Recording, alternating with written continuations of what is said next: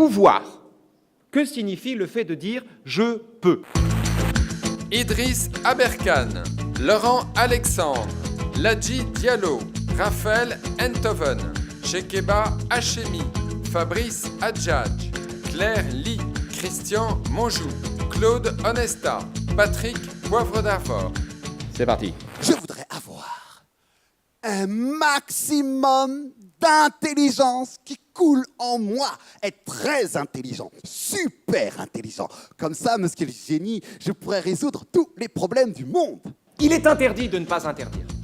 Parce qu'au lieu de tout permettre, ne rien interdire reviendrait souvent à décourager d'agir. C'est tout le paradoxe du pouvoir et de cette confusion entre un pouvoir pensé comme capacité et un pouvoir pensé comme autorisation.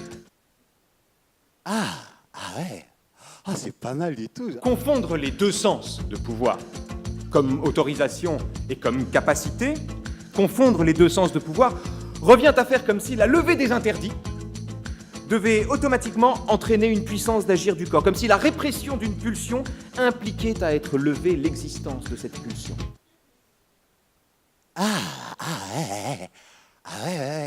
On dirait que c'est mieux, c'est différent. Si on lève les interdits, vous serez plus fort. Ah, c'est donc parce qu'on m'a interdit de faire ce que je pouvais faire que j'ai pas fait ce que je devais faire. C'est pas vrai, ça ne marche pas comme ça. C'est parce que t'as pas fait ce que tu devais faire que tu l'as pas fait.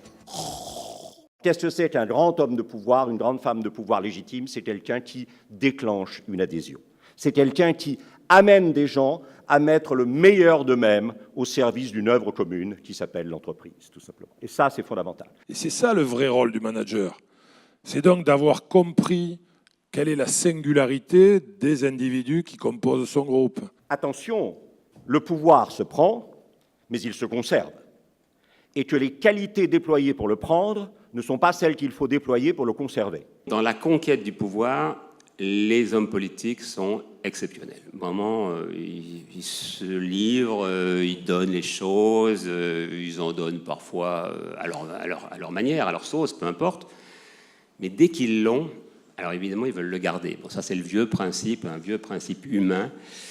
Et quand ils gardent le pouvoir, c'est là que le danger arrive. À force de confier le pouvoir à des gens dont on n'est psychologiquement pas sûr, on débouche sur des problèmes. Une superpuissance, c'est pas du tout d'avoir des armes de destruction massive. Pas du tout. La Corée du Nord a des armes de destruction massive, ce n'est pas une superpuissance.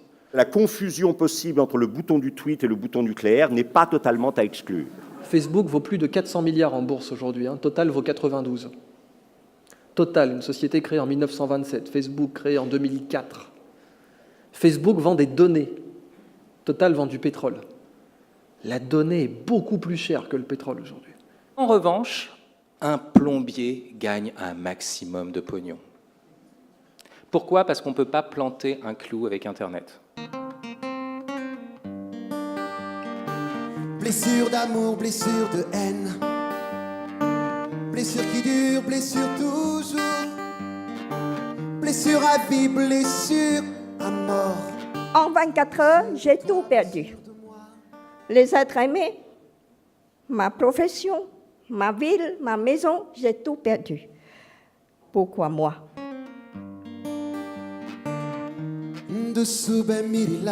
Dès qu'ils sont arrivés au pouvoir, les Khmers rouges, ils vont fusiller tous ceux qui peuvent résister. Qui c'est qui peuvent résister à ce régime? C'est ceux qui peuvent penser.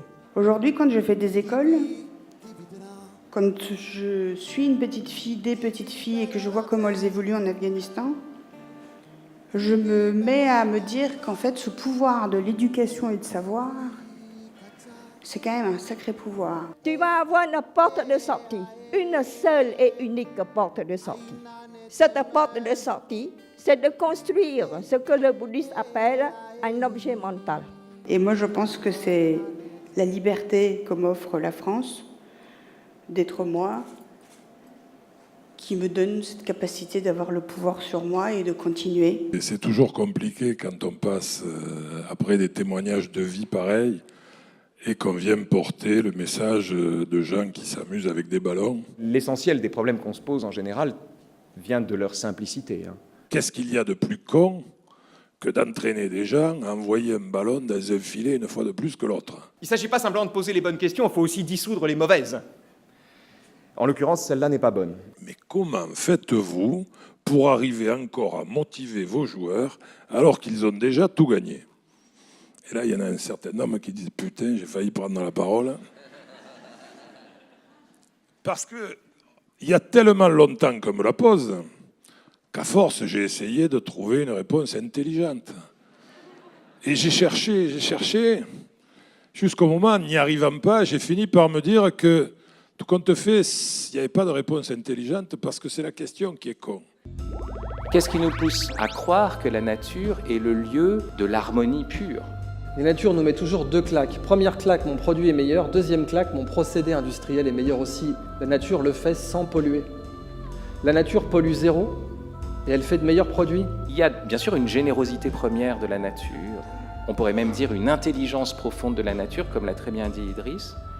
Mais en même temps, la nature a l'air blessée, troublée, traversée par des désordres, par des crises. Et il faut faire attention. J'aime bien cette phrase qui dit « On entend les arbres qui tombent, mais on n'entend pas la forêt qui pousse. » Si on produisait comme la nature, nous n'aurions plus de déchets et nous serions plus compétitifs. Et la nature, c'est un terme fourre-tout. Qu'est-ce que vous mettez dans la nature? L'arbre fruitier ou le tsunami? Vous connaissez sans doute la blague des 2 planètes qui se rencontrent. Alors comment tu vas? Bah pas très bien. J'ai chopé des humains. Donc j'ai de la température, c'est logique. Et l'autre planète répond: ah, t'as chopé des humains? T'inquiète, ça dure pas longtemps.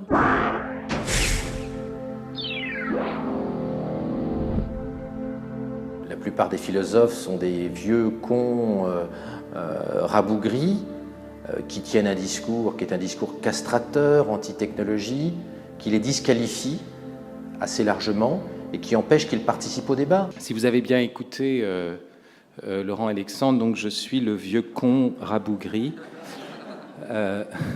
même si je suis plus jeune que lui. Le pouvoir, c'est pouvoir tuer l'autre.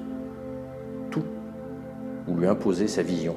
Toutes les autres définitions sont des définitions bisounours, mais ne correspondent pas à la réalité sociologique. La compétition, c'est aussi ce qui fait qu'on veut devenir meilleur. Alors évidemment, si vous le faites uniquement, comme il le disait lui, pour tuer l'autre, effectivement, c'est-à-dire le jour où tu as tué tout le monde, il n'y a plus de compétition, tu vas t'emmerder. Hein. Nous sommes face à une situation neuve. Et donc nous devons nous poser des questions extrêmes.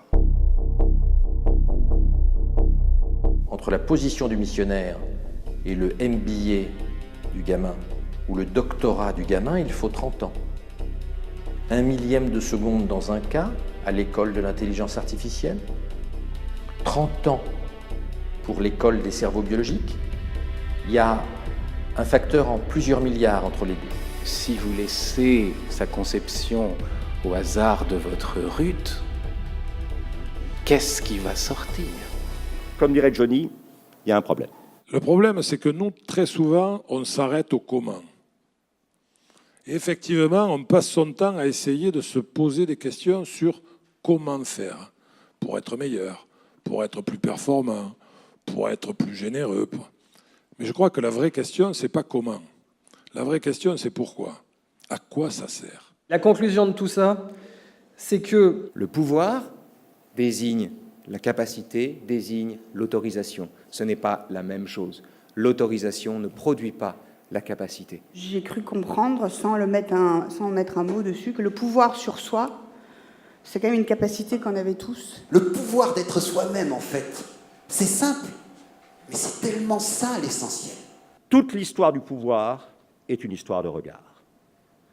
Si vous savez regarder les gens vous le rendront en présence et en engagement. Le pouvoir, c'est le pouvoir relier les contraires. Le lotus pousse dans l'eau nauséabonde, mais elle représente une grande pureté.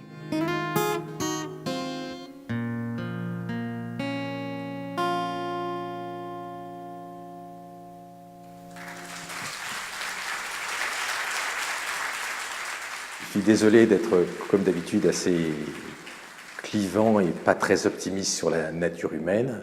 Et je vous souhaite une joyeuse université d'été dans cet endroit que j'aime bien et qui est magnifique.